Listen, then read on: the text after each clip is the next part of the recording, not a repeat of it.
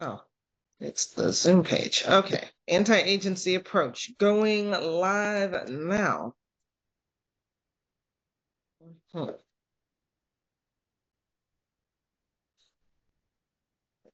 Fabulous. Welcome back. Today, we are talking about the anti-agency approach. It's all about strategy first rather than the tactics first. So if you're struggling, you've tried everything. You've tried this and that and the other thing, and it's supposed to work, and all the gurus say it works, and it's made me $1,000,001 in a day. But you're not feeling that same success. This is probably why. All right. So before we jump into it, I am Simone and this is Nate. And we are Nate and Simone, and we talk all things marketing. Before we get started, subscribe and share this link out to your family and your friends and other business partners and colleagues who are probably going through the same things. All right, let's jump into it. Hey, Nate, Hey, where hey, do we hey, how start? we doing? Well, so I don't know, if this is precisely correct, but Google searching and other sources have told me that the average small business owner gets pitched 17 marketing services a month. Okay, so it's kind of no wonder that most marketing small businesses owners out there feel like they're drowning in a sea of tactics, I'm sure, right? Who hasn't been approached by the SEO guru? Who hasn't been approached by the guy wanting to sell a new website, et cetera, et cetera? Who wants, running ads, doing YouTube, all this stuff. It's a virtually I endless get pitched that parade. all the time. Yeah. Yeah, yeah. I keep hearing about how my website is trash and I need to upgrade it. Yeah, everything you do is trash, and only they can do it better than so. Yeah. Yeah, unfortunately, this is kind of the way things are going when it comes to agencies these days. Don't get me wrong, there are some legit, really good agencies out there, okay? Me for Um, one. but some of them, a lot of them, I'd say the majority, unfortunately, as it is, are not, you know, they're more focused on tactics and they're trying to sell you the thing that they do because that's what they do, right? So that's what we're going I to talk need to about. get a new website because you're selling a new website, right? Exactly, Not because I need a website, it's because you're selling exactly, it. exactly. So we're going to talk about maybe a different way to think about that and a different way to approach that. And we're going to look at why so many small businesses stay stuck even after they hire these guys, these consultants, freelancers, whatever you want to call them, whatever they call themselves. And it has nothing to do with their effort and everything to do with starting in the wrong place. So we're going to talk a little bit about the difference between tactics and strategy, how agencies are incentivized to skip the diagnosis, and how to fix real problems. That's the outlay there. Um, do you know of a little a person named Sun Tzu? I've heard the name. That's the person who wrote The Art of War, right? You got it. You got it. He says strategy without tactics is the slowest route to victory. Um, Tactics without strategy is the noise before defeat. Mm. So that's an interesting little tidbit to think about there. So what in the world is he talking about? That's the question, I guess. Um, all right. So as we talked about, agencies are built basically to sell the implementation of the thing that they do, not the strategy. Okay. And their revenues all depend on doing stuff for you. Okay. The SEO guys out there are banking on driving impressions, clicks, but that's pretty much where their responsibility and their um, I guess what do you well most of them aren't so big onto whether or not that actually turns into revenue. that's that's the thing, right?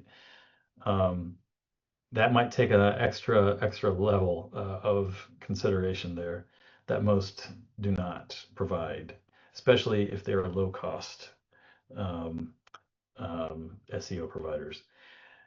Most of these guys skip discovery or offer just superficial audits of what's going on, right? They send you a PDF that shows, maybe some screenshots of your website with some things circled that need to be improved, and that's pretty much the extent of it. There are other, methods to do that that are much more involved and much more in depth. And the guys who are really worth their salt, they put you through your paces there in that case. So what happens when you hire one of these agencies before you get strategic? Basically, the first thing is you burn money on the wrong channels. That's that might be the uh, the short and sweet version here. You start creating content that doesn't convert, right? Remember, if it's an SEO, sorry, if it's a social media posting company, for example, all they're doing is generating social media posts. It's not really tied to necessarily your brand, your positioning, the kind of messages that you actually want to send to your audience.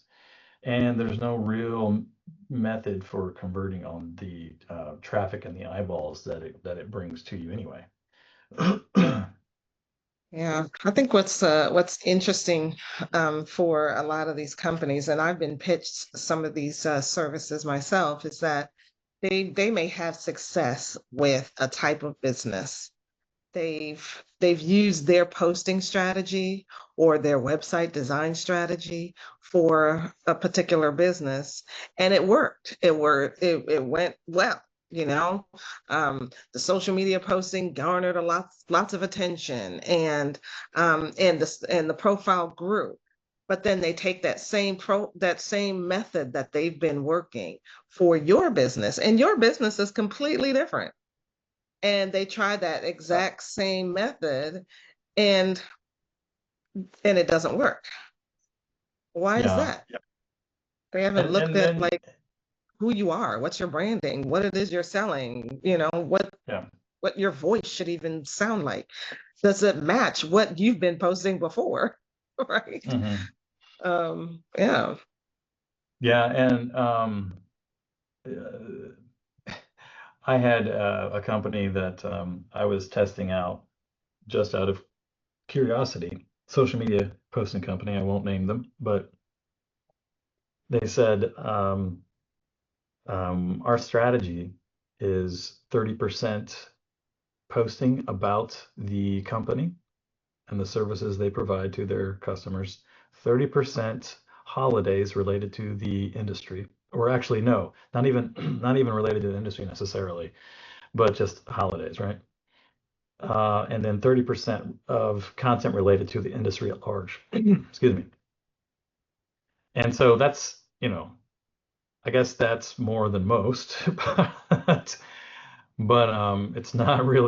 it's still not really getting you there, honestly. Um, but the price is right in that case, right? Because there's not a whole lot of effort and thought that goes into it, so it doesn't cost that much. Um, is it really worth it though? Like, is it really doing something for you? Is it going to convert? Probably not. There Right. is something to be said, I suppose, for maintaining a presence on social media, but you run the risk of damaging your personal brand if the content is sort of cheesy, generic, and There, yeah. lacking, let's say. So Yeah. what's there? I think that there is downside to simply just posting. That's anyway. I'll get off my my box there. But so what else happens when you hire an agency before being strategic? One thing and I kind of what I was just talking about, you chase marketing trends instead of aligning your business model. And maybe the marketing trend is to, the latest dance craze on TikTok, right? Um, does that really fit into what it Mm. is that you do as a business? It might be something that people are interested in, but what is that going to get you?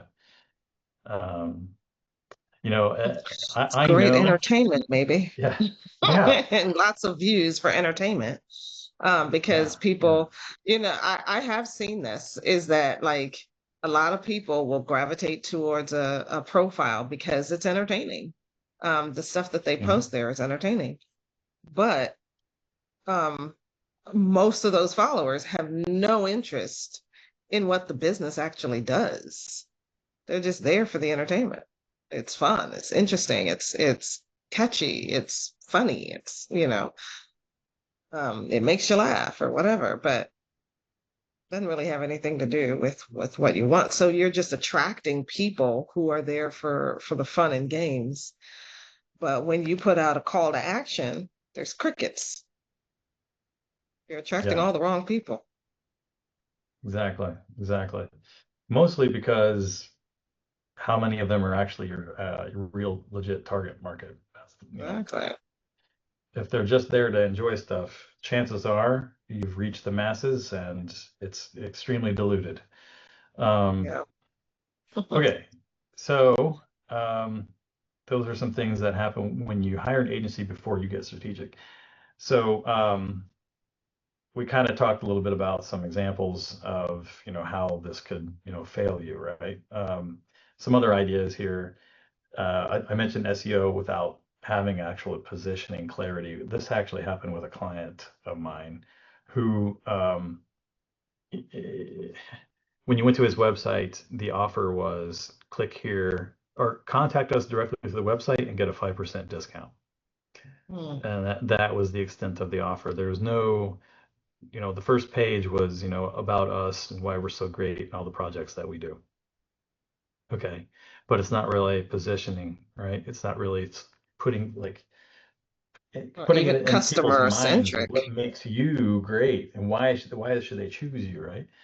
Yeah, Yeah. it's not really customer centric. It's they're talking about me, right? So everybody that comes to your website, it's with them, right? They want what's in it for me. That's all they care about. And so you got Hmm. to get right to the point there. So if that comes to it, Like, how are you going to um, make my life better? I yeah, don't, yeah. I think it's really interesting. Like when sometimes when you ask people like what positions them um over their competition, and they'll say, "Well, I have 20%, I have 20 years of experience in this industry." A lot of times people don't necessarily care that you have 20 years of experience or you have, five different degrees in the thing. They just want to know, can you do it and can you do it at a price that I am willing to pay? Have you done it for other people who are like me? You know, mhm, yeah, they don't care about you and your background and all of that. They may care about it after they decide, oh, you're the one for me. Now I want to know about you. hmm, exactly, exactly. All right. Another example of some failures, common agency failures. You get paid ads without a sales conversion path. You're running some ads. You hired an ad agency to run ads. That's what they're doing. They're doing the ads for Yeah, you. they're They're doing doing their what they job. were hired to do, right? Yeah. And a lot of that is really just bring me more leads, bring me more leads. Right. Okay. Now that you have more leads, what are you going to do with them? Hmm. Can you Uh, handle an influx of leads? oh, yeah, exactly. What is the steps that they are going to take once they interact with that ad? How Yeah. are you capturing their information, et cetera? Is that a consideration? Probably not. Hmm. Um, What are you doing? Like, who's going to be, are these people? Do you want people to fill up your calendar? Does your calendar have enough space in it to handle a new influx of people wanting to get in touch with you? Yeah. Got to have Um, all that in place. So that, exactly. And mm, again, they're doing their job. That's what you hired them to do. You didn't hire them to figure out how this fits into your funnel and your system, mm, and et cetera, right? You hired them to run right. ads, and this again, another case in point. Client was having somebody run ads for him. The offer was click here and get a 10% discount. That was it. Mm. That was the offer. And that's going to draw a lot of people who want a 10% Discount. discount. Yeah. Not necessarily, and most likely not your crowd, the people that you actually want to reach. Um, Yeah, unless you have a business like Walmart, in which case, True. Yeah. 10% off is that's your market. Those are your target Retail is audience, right? retail is another beast, isn't it? Yeah, Yeah. yeah. Yeah. So, yeah. But all right. Looks like we got Clayton here joining us. Hello, Clayton. Clayton, how you doing, sir? I'm Hey, doing well, Ethan. How you doing today? I'm good. I'm good. Hey, just to let you know we're on YouTube Live, just so you know. But okay. Say hi to all my YouTube friends. Do you wanna tell people out there in YouTube land who you are? Okay, great then. Welcome everyone. I'm Clayton Ivey. I'm currently Chief Financial Officer of a company called Express Business Solutions. We are a management accounting firm that specializes in, helping clients through the funding process, whether it's through banks or through investors. I'm an investor myself, so I love to share what we know and what we do with other business owners that are looking to raise capital. We facilitate about 2 billion in funding to small business owners, and again, it's always happy to meet new people and share what we know. Awesome. Very good. Fantastic. Welcome. Great to have you. So our conversation today, Clayton, just to clue you in here a little bit, we're talking about um, an anti-agency approach to thinking about your business and how you go about reaching the right customers, etc. And primarily thinking about it from a strategy first standpoint before we get into tactics. Yes. Um, and so I would imagine that someone like you who is looking to raise funds for people is interested thinking strategically, about what that funding is going to be used for. Maybe I don't know. Maybe what is your take on that? Right. But, I love to fund good people, right? And so I always tell everyone my unsuccess story. I was the VP of finance for a company called Western Union. When I joined the company, I was, young and imagine my first, peek into how this works is that, the time I joined the company, Western Union was almost bankrupt. And so I was actually hired by a company called First Data to look into the company, look under the hood, if you will, and see if there's any possibilities of turning the company around. To go to the end of the story, Western Union was purchased for 580 something $million, right? And we cleaned them up, got them back. Now they're even now traded on the public stock market. So it's always looking for opportunity that goes beyond the deal. The person makes the difference. Okay, awesome. And all right. So right now we were just talking about some ways that agencies can fail small businesses when they get into a lot of businesses, small businesses want to reach their right customers, and a lot of them reach out to agencies to help them with that. I read a statistic here just recently that said about 47% of small businesses do their own marketing. And so that means there's a significant number of small businesses that do not. So they reach out to companies that help them with that kind of thing, right? And so, unfortunately for them, a lot of these agencies that are out there are not, let's say, they're not thinking strategically. They don't have the small businesses' best interests in mind, right? They aren't really attaching what they are doing to the business's goals, and that leads to failures. And so we were just kind of going through some failures. One of the last ones I had on my list here was like creating an email sequence with no real strategy behind it, for example, right? You're just sending out emails because you heard that it was a good idea, or the email marketing agency told you that it was a good idea and you needed to do it, right? But you don't really have it's not you don't have like the positioning, you don't have the messaging down, and so whatever it is that you're saying isn't really doing a great job of bringing you in, new revenue and leads, because it's falling on deaf ears. You're just not saying the right things in that case, because because you haven't really thought it out, right? In that case. And the email marketing agency is doing their job, right? They're creating email sequences for you. That's what you hired them for, but they're unfortunately not connecting it to the bigger picture. So, all right, so those are the problems that we have with traditional agencies as they are known today.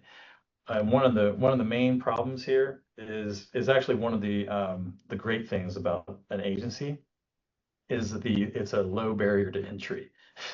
you know, to create an agency, it doesn't take much to get up and running, and so that's both the best part and the worst part about it. So think about that. All right, so we're going to get into what strategy actually means. All right. So strategy in the context of business growth. And in my opinion, and I'll let everybody else chime in, it's not just goals or vision necessarily. It's when you're deliberately connecting between your business model, the messaging, and the market. What do you guys think? So it's kind of like, um, you know where you are now, and you know your goals are where you want to be. So the strategy is that bridge that gets you from here to there. Would you say that that's an accurate description of a strategy? I wholeheartedly agree. Like it? As a financial guy, I was taught this by my CFO, right? It was marketing is still a financial function. Hmm. And let me explain. What we look at is that, we start off let's say that I can't say to start the year planning, but begin, imagine like in October, we're planning revenue for the new year, right? And with those numbers, we know, okay, we want to hit $110 million in revenue. Therefore, we back it up based upon how many new customers. We look at churn. We know how much customer acquisition costs. All those are numbers that we use as CFO to kind of plan the year. Well, when you're publicly traded, you're going to give these numbers to analysts. You hit the numbers, or they penalize you on the stock market, right? So we have always, when I started my company, I always wanted the small business owners and even agencies to understand that the financial side of what you're asking the clients to do is kind of proven by the numbers, if you will, right? How many customers do you want to reach budget? My number, for the year is over 25 million. So I plan backwards. I know that in order to hit that number, I'm going to reach so many customers. And again, the various products we have a gross revenue number and a net revenue number, if you will, too. So I want to, again, I know that with agencies is that we try to help agencies tie that number into making sure the client has enough funds or capital in order to achieve that number. It is a cost, if you will, right? So therefore, we help agencies by, if they need the client to hit, $2 million in revenue, they know what that ad spend, that marketing cost looks like. We make sure that they have the funds to do so. so that it can be accomplished, if you will. It's, but again, that does take knowing what your customer acquisition costs are, what is churn, all the KPIs that relate to marketing. That's important, because it's not just the tactic, like I think Nathan was saying. It's not just a tactic. It's really a strategy that goes beyond, like, I know that I have, I need to reach 5,000 customers, and at a certain price point is where we have, entry level products, entry level services, but you do want to make sure that hits your budget, your, what we call it financial plan. My financial plan, if I'm going to hit 25 million in revenue, I want to make sure that I know that those numbers kind of backwards engineered, if you will. Yeah. It's kind of like what Stephen Covey said, right? Begin with the end in mind, right? That's in mind. You got it. Yeah. Excellent. And that's unfortunately one of the downfalls of most agencies, is that they're not connecting their actions with the broader business goals. And so that leads to frustrations and failures, as they say, right? I try to think about it. Big money drain. I think about, like, our services should pay for themselves, especially, that imagine if you help the client reach that number should include your cost as an agency. That's right. So if they hit that number, they're able to afford you, and it's sustainable year after year after year. We don't have to go, I don't advertise for clients. We work directly with the banks and investors, and that network is our net worth, if you will, right? But we do have to deliver to the clients, the borrowers, or to any, again, ultimately our partners, that in order to help them sustain their business, make sure that client is reaching the number, right? That number has to include your fees, right? And again, I'm thinking about next year. What's the upsell, right? That increase revenue by 5% or 20%. That you can pay for yourself. Yeah. Very good. Very good. So I think it helps to maybe think of strategy as sort of a hierarchy, especially when it comes to marketing specifically. And I think it starts with the broad vision for the company. That's kind of like the thing that defines the long-term direction and purpose of the business, right? It's the foundation of the business. Vision, mission, I think those are kind of often used interchangeably. They are slightly different, but I think it still does form the foundation. It certainly forms the foundation of your the messaging that you're going to use in your marketing later on. So you might as well get that right, And going along with that comes positioning. That's kind of like the next one, right? Once you have your vision figured out, your mission, you know where you're going, and you have the big picture. The positioning is how you want to be perceived in the market, like who you're serving, who's your target market, what problems do you solve, and why you're different. Otherwise, what is it? What are you trying to sell? What is it that you have? And I was talking earlier about, I have a client that before we started working together, his main offer through ads was, click on this ad and get a 10% discount. That's not really, it's not positioning. It's not really an offer, really. It's you're going to attract the wrong crowd that way. And so, speaking of offer, that's kind of next on the list, right? Is what you actually sell, and how it delivers on your positioning. So, in my case, if I am taking my positioning as like an anti-agency approach, right? Like a strategy first approach as opposed to a tactics first approach. And so in that case, that's kind of what I'm selling, thinking about it from a strategic point of view, how everything fits together, having a single source of truth within the company, breaking down silos, making sure that everybody's talking to each other, and you have a single functioning system that's producing predictable revenue in the business. if I am an anti-agency, I'm saying that unlike the vast majority of agencies out there, I'm actually going to help you move the needle in the business, right? Um, Channels are next. Okay, so where we know what our vision is, we have the picture, we have the positioning, we have an offer, and now we have to figure out where we're gonna go tell everybody about this. So that's where the channels come in: social media, email, SEO.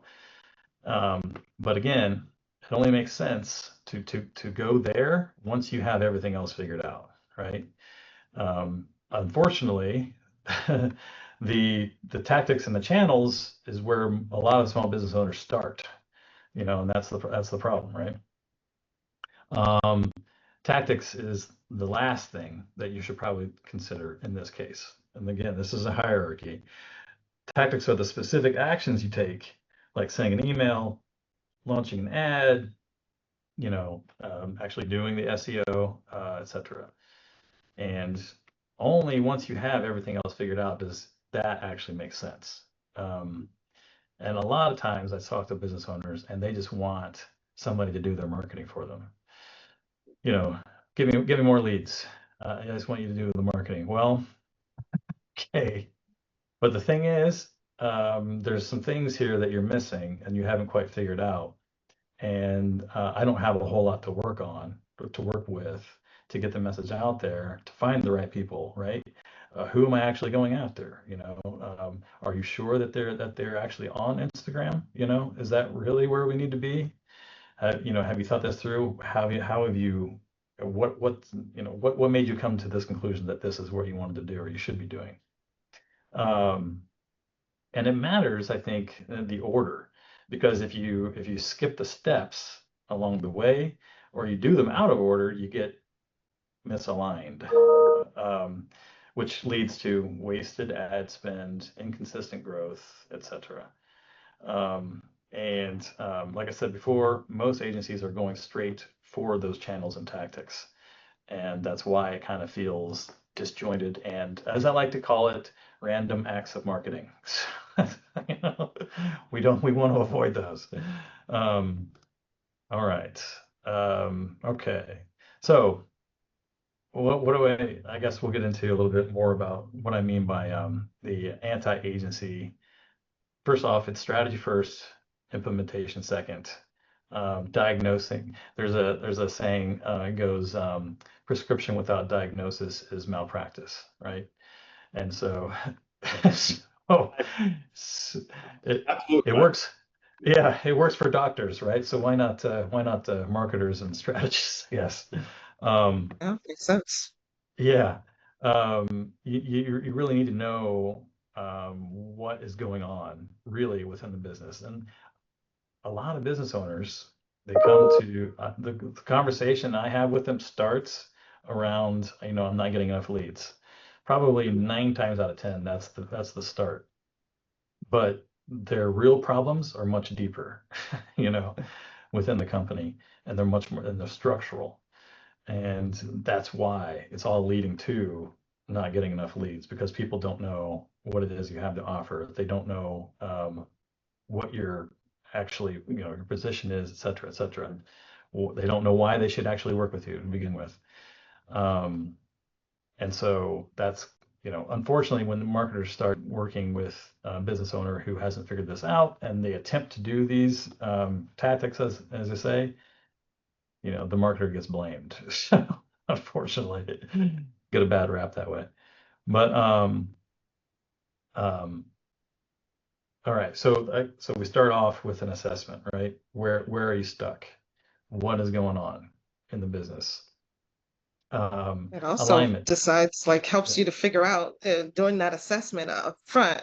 You're not just figuring out what's wrong in your business, you're also figuring out what's right. And so we Yeah. know like what to keep and where are we fitting in the solutions along with what's already going well in the business. I mean, yeah, I do believe it's like a real SWOT analysis, right? Where Hmm. strong here, Yeah. that, but we're weak, it's internal, but externally, there are opportunities and threats, right? So I do believe that you're right about, those overall, overarching pieces about leads. Um, our feeling about leads, imagine from an investor, how do we look at it, right? Mm-hmm. And this is why I believe that agencies can help a whole lot, is that the client must understand that they are replicating in a digital form what they can do in a physical engagement.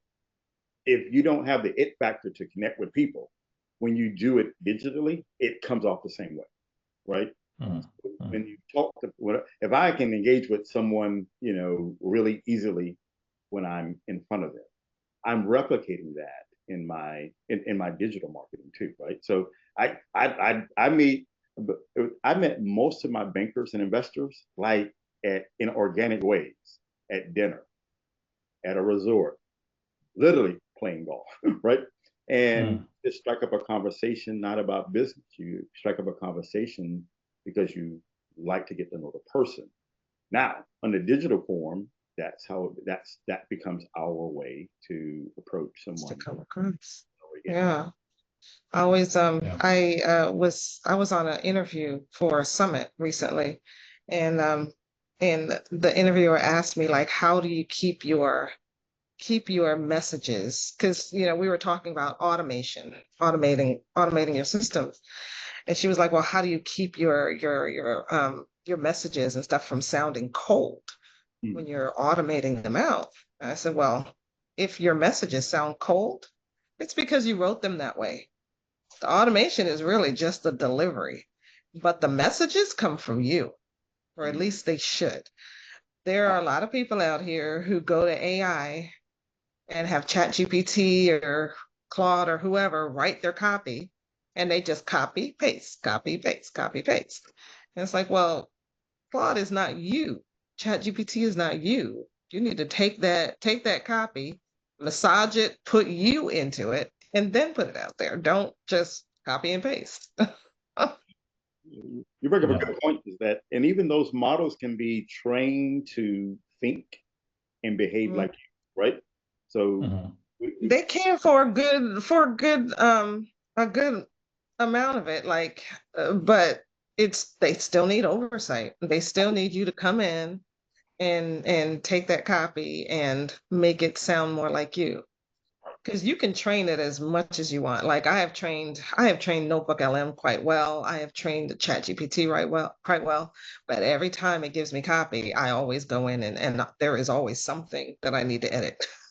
the wonderful human Yeah. in the loop, right? Yeah, we Yes, tell clients, like, AI is great, but you got to keep a human in the loop, because it still absolutely. Mm-hmm. it can never it has its own structure, its syntax, if you will. The tool is Absolutely. only as good as the user. Yes, yes. That final messaging should be edited to you, right? Be yours, exactly. We can see that all the I get imagine I get business plans that are totally written in AI. It's like, thank you Mhm. for at least doing it, by the way. Yeah. Mm, Yeah. Leaves a lot of questions, and to your point, Simone, yeah, Mm. keep the human in the loop.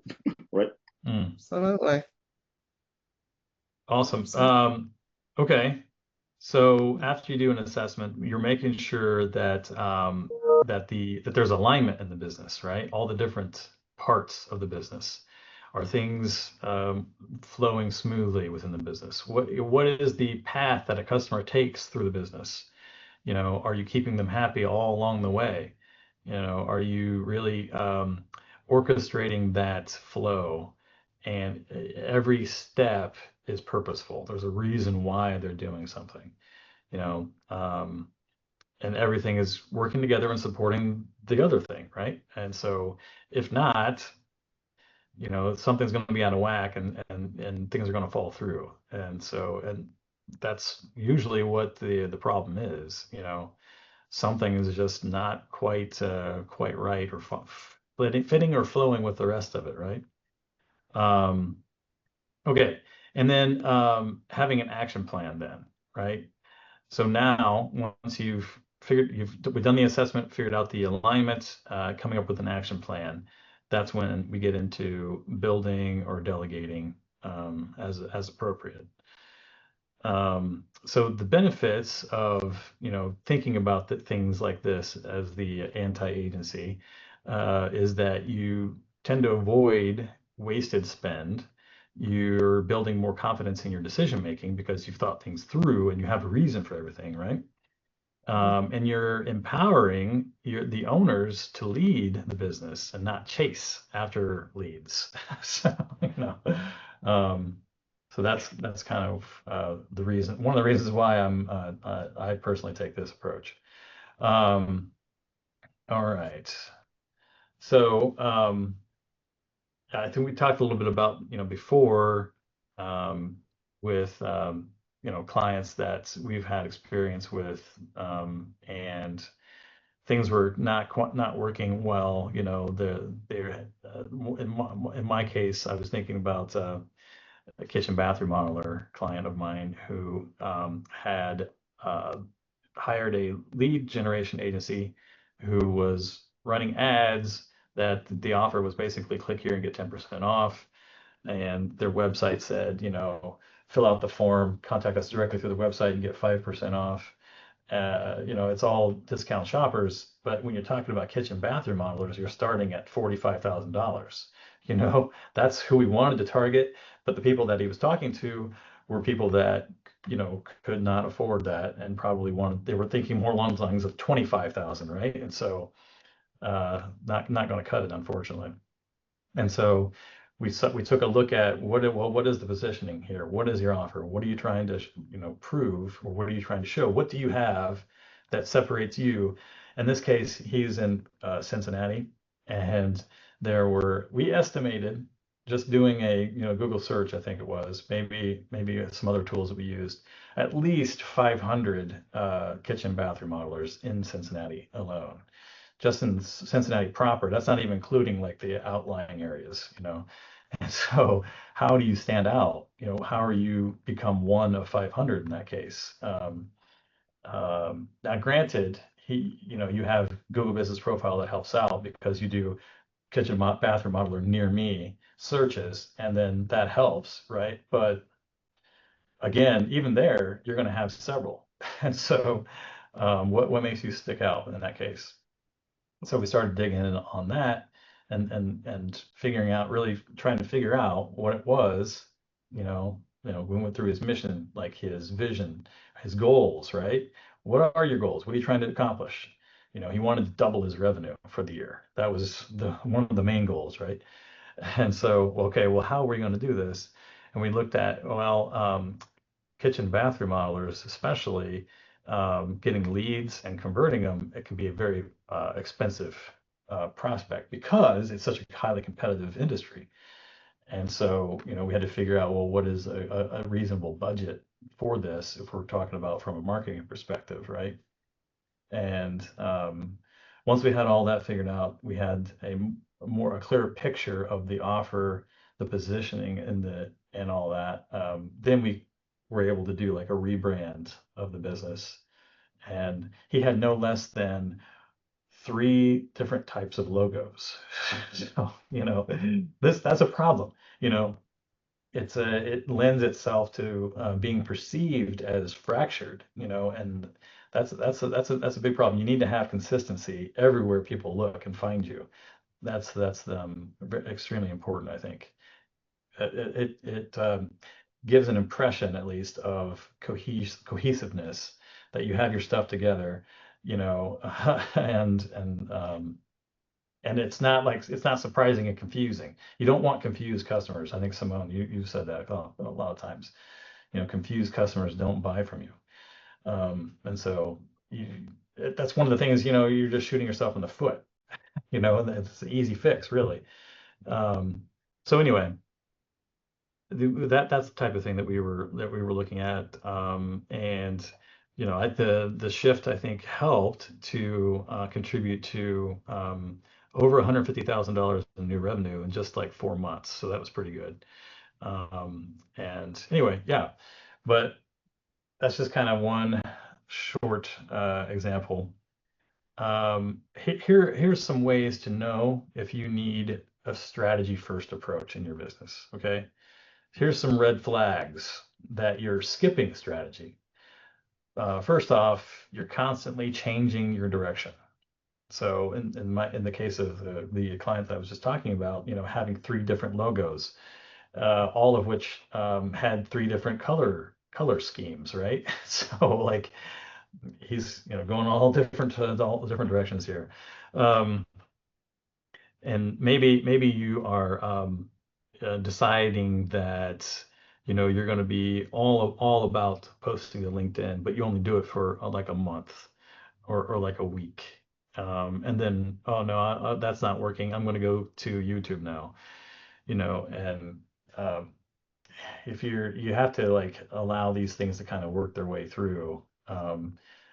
And somebody said to me, especially when it comes to marketing, you do it until it stops working. So like basically you have to give it a long enough though to know when it's actually officially done and not working, right? It's almost like what Dan Martell or somebody calls it the rule of one. Yeah, there you Um, go. you have that, what is it? One offer, one funnel, one sales process for one year. It's 5 different things anyway, for 1 year. And that's how Hmm. that's how you scale up pretty quickly. Hmm. Um, Get by really good at that focusing. one thing. Yeah. Yeah, get really good at that one thing. Hmm. Another red flag, your team is confused about your priorities. The people that are working for you don't even know what's going on, right? Big problem. Yeah, that's a problem. Yeah, you know. See that a lot, right? Yeah, yeah, yeah, Yeah. yeah. Um, or how about this? You're doing a lot, but you're not seeing much in return.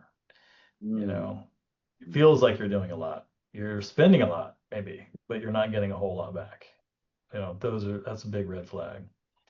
Or going back to the anti-agency approach, you hired multiple agencies, but you've not had real impact at all. Red flag. Here are some signs that you're ready to fix it. First, you are willing to slow down and assess what's going on, what's working, what's not working, why.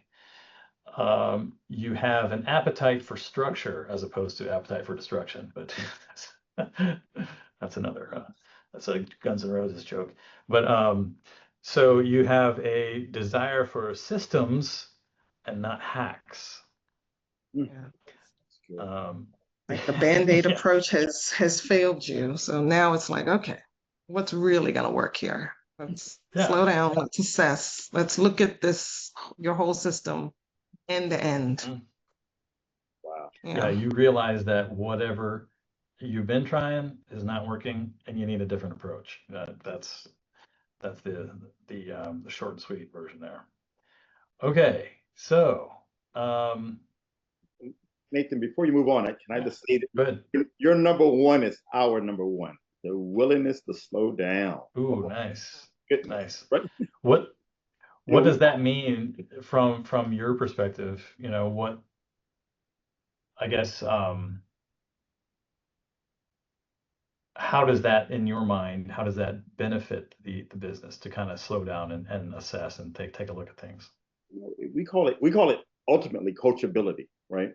That Mm, someone who's coachable, can say probably have said this term more than once. I don't know what I don't know, right? So coachability is imagining the preparation that I know game day is coming. I know it's time to execute in the future, but I need to prepare, prep, and position myself to seize the moment of game day, right? So so a lot of times is that if I'm marching, again, I like Jeff Walker's approach and things like that, but ultimately there's a preparation that happens that creates phenomenal or exponential results. The longer the person stays coachable and stays in that process of preparation, and they slow down enough, their results will exceed what they probably can do in 3 months. So 2 weeks of slowing down could get you months of revenue. Mm.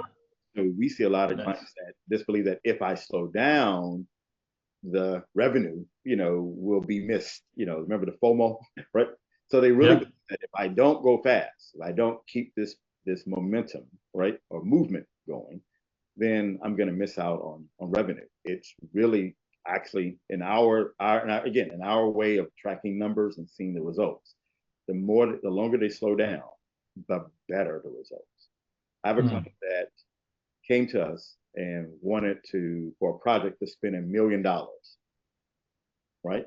And she wanted to go fast. So the problem was that every time she selected a project, the project, of course, cost $1 million. It's just that for 3 years, she would lose money. I don't know why that's good for people, but again, buying it, I'm a new project, I'm gonna lose money on the project, right? But in year 4, you would catch up, do well. But my question was why lose money at all, right? So we literally slowed her down for 12 months. In 12 months, she bought a property worth $6 million. She was planning on putting in $1 million of her own money. For this property worth $6 million, she only put in $550,000. Mm. When she bought the property, we closed the property. It was already cash flowing a positive $275,000. But here's the kicker. Because the owner didn't have an accountant helping them and showing them how the numbers work behind the scenes, the property is worth $12 million. Slowing down for 12 months, put $4 million equity and back to her real net worth. Now she's not losing money at all. Slowing down Nice. is not a slowdown. It's just a way to prepare to see it a whole lot differently, if you will, right? Yeah. So I we want that 10,000-foot view. yeah. So if you slow, Yeah. so again, you're thinking that if I slow down, I'm gonna miss something. But slowing down allows you to see clarity, a whole lot better. Yep. Yep. Big on clarity. That's crucial. Sense. Okay, very good. So I guess what in your mind what does that mean? What does that look like for slowing down? For me, slowing down is like, again, I would say that I love the anti-agency approach because Okay. it's not only be something that you and Simone are, again, thought leadership in this area, right? But it does mean that there's literally a mindset shift that needs to happen. When we present something that's, I'm not presenting what a bank would tell you or what an investor would tell you through pitch decks. It has to be something to slow down enough to understand our rationale behind it, right? So when I think about the anti-agency approach, I know that it works, right? Because, their mindset was shown to someone like me, an investor, to say, okay, they're thinking about marketing differently. We know the old systems don't work, right? No matter how much you pay for them, right? We know that the old systems don't work, right? So we're shocked that when someone has written a check to $30,000 and they're doing something that, again, sounds like the latest and greatest thing, right? Remember the new shiny object, but sometimes your approach should be customized. So the person being able to shift their mind is not only hearing it from you and Simone, but it's also being internalized that they can say it themselves. Yeah. Good deal. Good deal. All right. Anything else on that? Well, I guess I love what you're doing, so Thanks. I can always say more about when it comes to slowing down,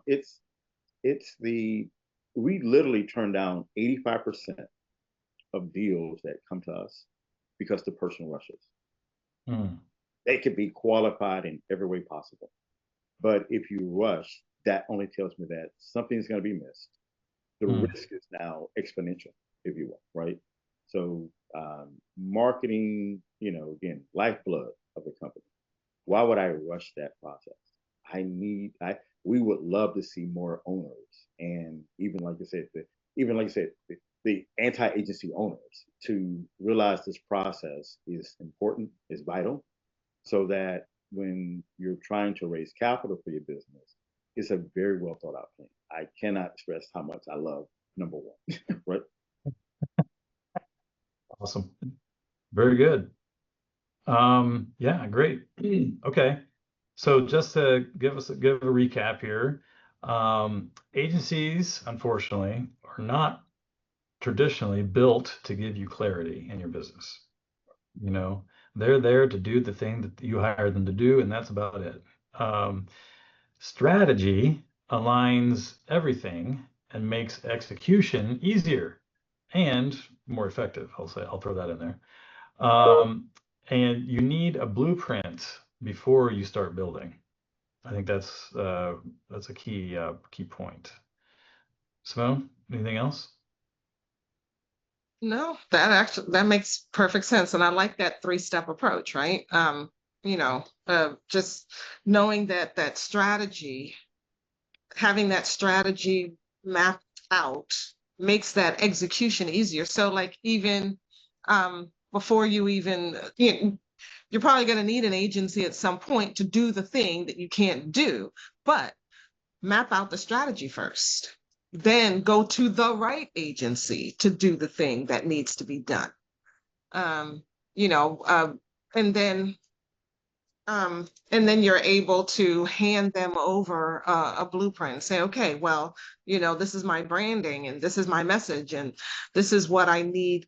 I need you to do the thing, but it's got to look like this. Give them a blueprint. Otherwise, they're just gonna, okay, well, here we go. We're gonna post some stuff for you up on social media, and it has absolutely nothing to do with you and your branding and your business and what you needed to say. So you come to them with that blueprint first before you build, then you're going to build Yeah. something wonderful. And if you need help with figuring that out, obviously, that's partly what we do. That's one of the things that we do. Help you kind of figure out what that blueprint might look like. Take it from the start, from your goals, and work from the with the end in mind, right? That's where we start.